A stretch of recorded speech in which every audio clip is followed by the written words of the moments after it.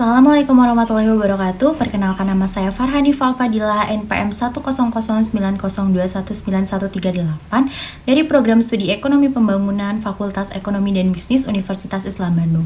Di sini saya akan mempresentasikan hasil penelitian saya yang berjudul Volatilitas 9 Harga Bahan Pokok di Pasar Tradisional Kota Bandung. Adapun latar belakang dari penelitian ini karena fluktuasi harga pangan yang terdiri dari bahan pokok sebagai sumber utama kebutuhan primer ini menjadi isu penting dalam mengukur ketersediaan pangan. Ketersediaan pangan ini sendiri dapat mewujudkan ketahanan pangan sesuai dengan tujuan pembangunan berkelanjutan atau SDGs (Sustainable Development Goals) pada poin kedua, yaitu no hunger atau tidak ada kelaparan. Kebutuhan pangan ini sendiri ditopang oleh sektor pertanian dan juga sektor peternakan yang dapat mempengaruhi pembangunan Indonesia. Fluktuasi harga pangan juga berimbas kepada inflasi.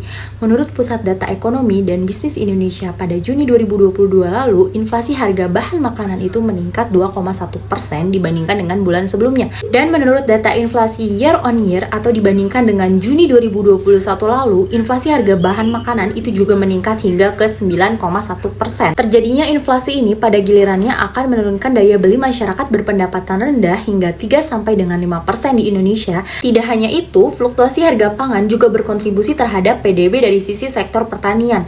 Hal ini terbukti di Kabupaten Banjar, kontribusi subsektor pertanian dalam bahan pangan itu dapat meningkatkan rata-rata PDRB hingga 47,81%.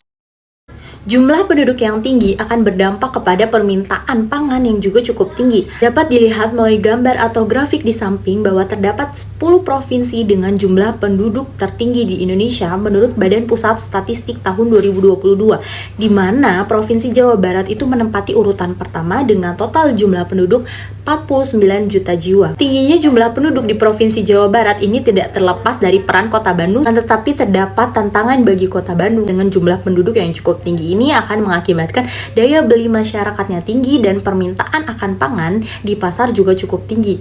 Tetapi Kota Bandung dibatasi dengan keterbatasan lahan, di mana Kota Bandung ini bergantung kepada daerah-daerah pemasok atau daerah produsen. Inilah yang membuat Kota Bandung itu rentan sekali mengalami fluktuasi harga pangan.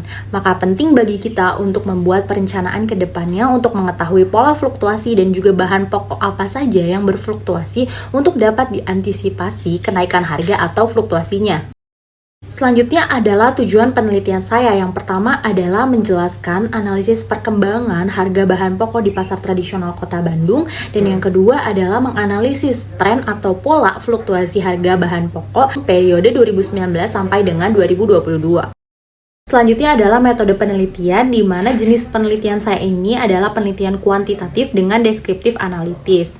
Nah, jenis datanya sendiri adalah data sekunder berupa data time series mingguan periode Januari 2019 sampai dengan Desember 2022 yang bersumber dari Dinas Perdagangan dan Perindustrian Kota Bandung. Metode yang diambil adalah metode analisis koefisien variasi menggunakan Microsoft Excel 2013.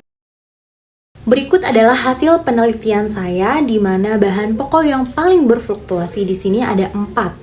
Di sini saya menggunakan standar acuan 10%, di mana 4 bahan pokok tersebut itu nilai rata-rata koefisien variasinya di atas 10%. Dimulai dari yang pertama adalah cabai rawit, dia mencapai 40%, yang kedua adalah cabai merah, dia mencapai 29%, yang ketiga adalah bawang merah, dia mencapai 16%, dan yang terakhir adalah minyak goreng di 10%. Penyebab fluktuasi harga bahan pokok cabai dan bawang merah ini dikarenakan bahan pokok tersebut merupakan komoditas pertanian yang dipengaruhi masa panen. Hal yang unik justru terjadi pada minyak goreng, di mana minyak goreng ini mengalami nilai yang tinggi akibat fluktuasi harga karena terjadinya kenaikan harga minyak kelapa sawit dunia atau crude palm oil. Bahkan komoditi minyak goreng ini harganya meningkat hingga 11,27% pada November 2021 lalu. Dapat dilihat dari grafik di samping saya ini bahwa perkembangan harga bahan pokok dari tahun 2019 sampai dengan tahun 2022 ini cukup berfluktuatif ya. Mulai dari tahun 2019 dulu, di mana mulai terjadinya COVID-19.